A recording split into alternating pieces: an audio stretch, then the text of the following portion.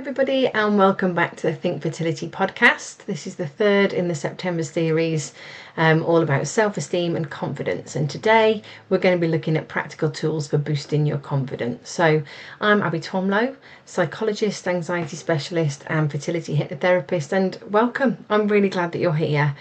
If you're listening today, there's a very good chance you're somewhere in the middle of your fertility journey, and perhaps you're supporting somebody else that is, or perhaps you're thinking about it, or just looking into things at the moment. But if you are in the middle of it, then perhaps you're feeling like your confidence has taken a bit of a hit lately. And please, I just want you to know before we get started that you're not on your own with that. Fertility struggles can make even the strongest amongst us feel wobbly. The waiting, the uncertainty, that complete lack of control, it can just chip away at that sense of strength and capability that you once trusted and had faith in. So here's the good news. Confidence isn't something you either have or don't have. It's not fixed. It's not gone forever. It can be rebuilt. And it's not just about being rebuilt by getting to the end of this journey and having a baby. It's something that can be built alongside this journey, step by step. So today I'm going to share some practical, doable tips and tools to help you to boost your confidence, even when life is feeling really unpredictable, which it does a lot of the time when you're on a fertility journey. So let's start by thinking about why confidence matters in fertility. Because confidence touches so many parts of this journey. It shapes your decision making. So, from choosing the right treatment pathways to advocating yourself well in appointments. It can impact your relationships, how you can communicate with your partner, how you interact with your friends or colleagues, and the impact it has there. And it also influences your self-esteem. And by that, I mean the way that you talk to yourself, especially when things are hard. And when confidence fades, we can start to feel small, helpless, and even powerless and out of control. But when we nurture that confidence, when we build on that skill, we reclaim the strength, even in uncertain times. And that path, we can just make the path feel a little less overwhelming, which it so often is on this journey. So let's talk about some common confidence myths. I know I've covered this briefly in podcasts that we've done before, but just as a bit of a recap. So let's bust a few myths that might be holding you back right now. Number one, confidence is something that you're born with. Your self-esteem and your confidence are something that are fixed and you can't do anything to change. Absolutely not true. Confidence is a skill. It's something that is learned, practiced and strengthened like a muscle, really, like any other muscle. It's something that you can improve and work on. Number two, I'll finally feel confident when things go my way. Also not true. It's only true really because we make that true. External results don't define our inner self-esteem. They don't define our confidence. If we are constantly waiting for the perfect circumstances, we're going to be waiting forever. And that's, not just on this journey, that's just in life in general. If you're waiting for life to be perfect, you'll be waiting a long time. Confidence grows in the messy middle of things, really. It's something that can grow regardless of what's going on around you, right where you are right now. Number three, I need other people's approval to give me confidence.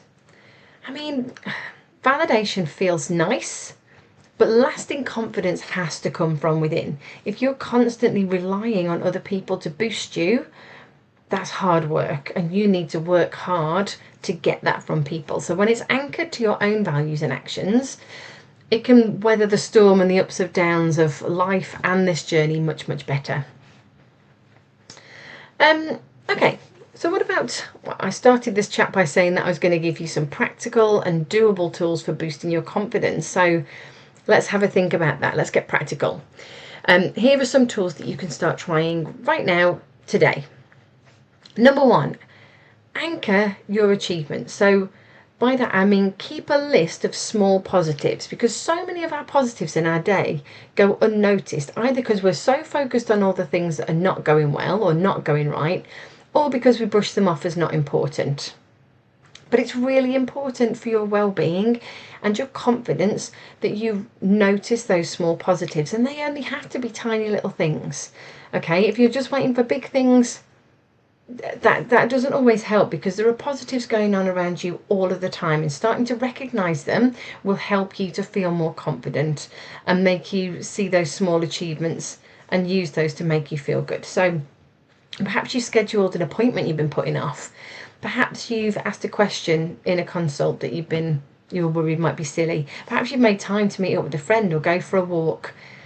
Write these things down daily, okay? At least 2 or 3 things a day. And make sure you look at that list daily as well.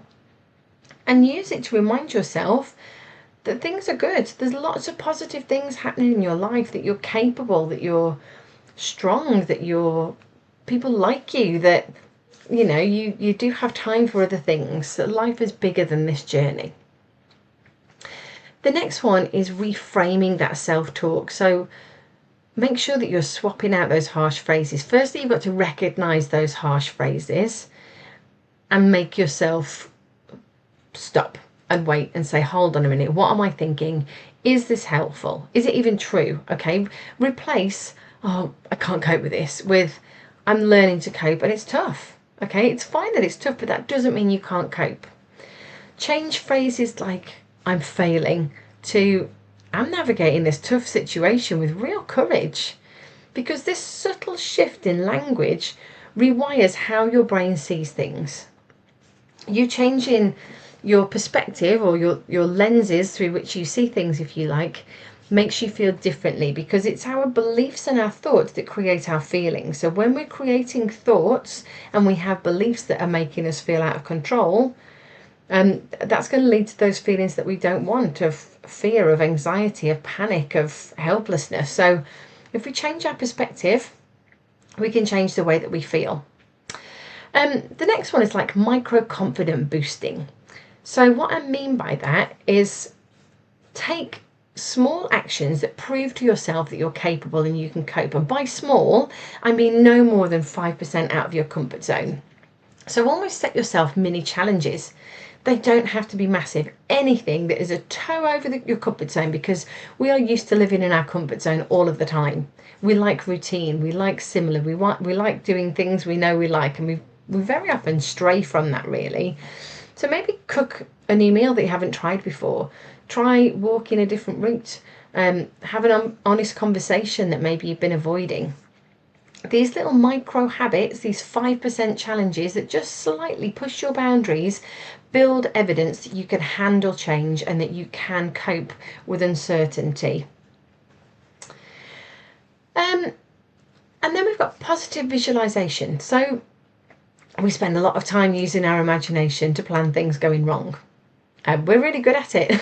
And part of that is because we feel like we're prepared. If we plan for something to go wrong, we feel like we're better prepared. But actually, that's not true.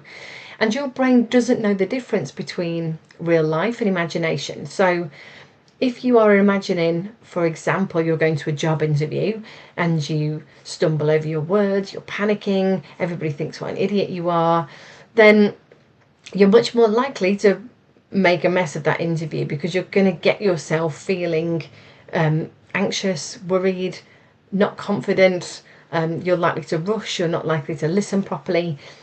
If, however, you spend time imagining something and moving through your day or moving through that interview really calm and strong and in control and it going really well, this is a brain rehearsal. So when your brain rehearses confidence like it's happening right now, it doesn't know the difference between whether that's really happened or whether you've imagined it. So when you come to that incident, it thinks it's already been there and done it before, and it's much more likely to go well. So spend time planning things going well, planning staying calm and in control, and you will find that the actual event goes much, much smoother. So let's practice a tiny confidence reset together now. Wherever you are, as long as it's safe to do so, sit or stand tall, make sure that your shoulders are back. And I just want you to take in one slow, deep breath in like this. And out. Now think of one thing that has gone well or has been positive today. It could be as simple as getting out of bed on a tough morning, or sending an email that you've been dreading, arranging to get together with a friend. It doesn't matter what it is, just something positive about your day. Now think about why it was positive and what it shows you about yourself. Okay, you could have avoided that thing and you didn't, you took action. You could have kept not sending the email. You did it, and that shows that you are resilient and that you are strong, and you can do that stuff when you put your mind to things. And maybe just notice now how even that small shift in perspective or self-talk can change the way that you feel. So this is what's at the heart of today's message. Confidence isn't something to wait around for. It's not just going to magically happen to you. It's something that you actively build on daily. So every thought you reframe, every small habit you choose, every breath you steady is kind of a rep for your confidence muscle. It's like going to the gym and doing something repetitively. It builds that up. And confidence, it's not perfect. It doesn't require a perfect outcome. It grows through practice, especially when things feel uncertain. So when you feel uncertain, that is the time to maybe notice more positives, visualize things going better even more. So really picking up on those tools when things feel most uncertain. So today, choose one of these tools. Imagine something going well. Write down those small positives. Try and think of 2 or 3 things that have happened that you would have ordinarily brushed off. And start noticing how it shifts your mood or changes your perspective. And I'd love to hear what you're noticing, so please feel free to let me know. Drop me a note in the comments or drop me a message. It's always really good to hear of people when one tiny little thing has just changed how they feel about something. So let me know. And remember, if you want that deeper support that is tailored to you, specifically fertility focused, hypnosis can be a really powerful way to rebuild your confidence from the inside out, because you don't have to navigate this journey alone. You don't. I know it's so tough and you feel so isolated. Trust me, I've been there again and again and again. But yeah, get in touch. I offer a free 30-minute consultation for you to ask any questions, for you to find out a little bit more. So if you do want to find out a bit more about how it works, just drop me a message. Or I'll leave the link in the bio about how you can book a 30-minute call with me, because you are doing so much better than you're giving yourself credit for. But for today, thank you for spending this time with me. Until next time, look after yourself, and remember, you're stronger than you think. Take care. Bye.